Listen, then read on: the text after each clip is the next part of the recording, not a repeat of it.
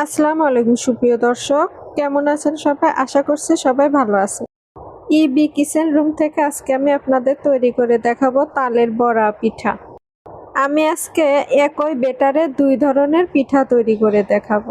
আজকে আমি একটু ডিফারেন্ট ভাবে তৈরি করে দেখাবো। আপনারা যদি যে কোনো রান্না একটু ডিফারেন্ট ভাবে রান্না করে থাকেন, সেটা স্বাদটা পারফেক্ট হয়ে যায়।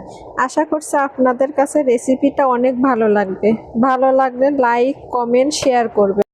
আর এরকম মজার মজার রেসিপি পেতে যারা আমার চ্যানেলটি এখনো সাবস্ক্রাইব করেননি, তারা অবশ্যই আমার চ্যানেলটি সাবস্ক্রাইব করে নিয়মিত আমার সাথে থাকার অনুরোধ রইল। তো প্রথমে আমি একটি বাটিতে মেজারমেন্ট কাপ দিয়ে 2 কাপ চাউলের গুঁড়া নিয়েছি। আমি শুকনো চাউলের গুঁড়া নিয়েছি, আপনারা চাইলে ভেজাটাও নিতে পারেন। তারপর নিয়েছি 1 কাপ ময়দা আর 1 কাপ সুজি। মিষ্টির ব্যালেন্স রাখতে এখানে হাফ চা চামচের কম দিয়ে দিচ্ছি লবণ। দিয়ে দিছি 4 টেবিল চামচ গুঁড়া দুধ। গুঁড়া দুধটা অবশ্যই দিবেন, এতে করে পিঠাটা খেতে খুবই ভালো লাগবে। দিয়ে দিছি 1.5 কাপ চিনি। আপনারা চাইলে চিনির পরিমাণটা একটু বাড়িয়ে দিতে পারেন। আমি যেহেতু এখানে তাল দেব, তালটা এমনিতে মিষ্টি, তাই এখানে আমি 1.5 কাপই চিনি দিয়ে দিচ্ছি। মেজারমেন্ট কাপ আপনি যতটুকু ময়দা নেবেন তার অর্ধেক চিনি। যেহেতু তাল দিয়েছি তাই চিনির পরিমাণ একটু কম দিয়েছি। দিয়ে দিছি 2 কাপ তালের রস, আর এখানে আমি দিয়ে দিচ্ছি 1.25 কাপ নারিকেল কোরানো। এখন সব উপকরণ হাত দিয়ে ভালোভাবে আমি মেখে নিচ্ছি। আর চেষ্টা করবেন এই পিঠার বেটারে কোনো রকম পানি ব্যবহার না করতে। এ পর্যায়ে আমি এখানে দিয়ে দিচ্ছি 1 কাপ পরিমাণের দুধ। দুধটা হালকা কুসুম গরম, একদমই ঠান্ডাও দেওয়া যাবে না, আবার বেশি গরমও দিবেন না, হালকা কুসুম গরম দুধটা দিবেন। আর অল্প অল্প করে দুধটা দিয়ে একটা মিশ্রণ বেটার তৈরি করে নেব। অল্প অল্প দুধ দিয়ে আমি সুন্দর একটি বেটার তৈরি করে নিচ্ছি। দেখুন এই পর্যায়ে প্রায় হয়ে আসছে। এখানে মোট আমার 1.5 কাপ দুধ লেগেছে। এখন ভালোভাবে কিছুক্ষণ মিশিয়ে এটাকে রেখে দেব রেস্টে 10 মিনিটের জন্য।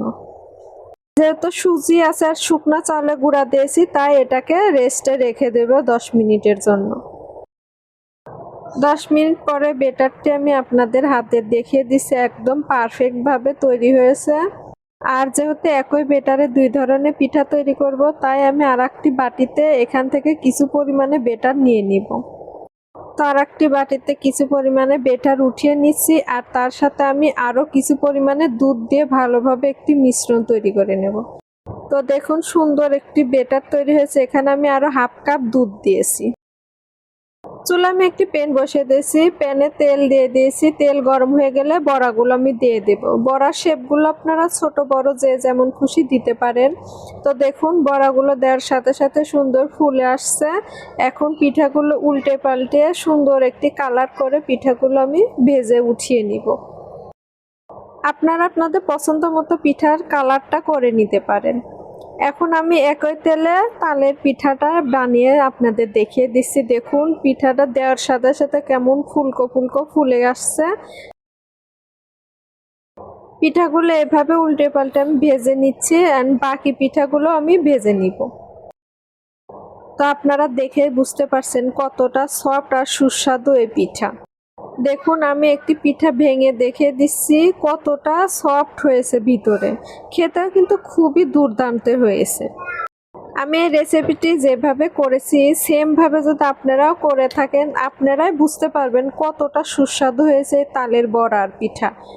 আমি তালের পিঠাটাও ভেঙে দেখাচ্ছি, দেখুন আপনারা ভিতরে দেখলে বুঝতে পারবেন কতটা সুন্দর হয়েছে।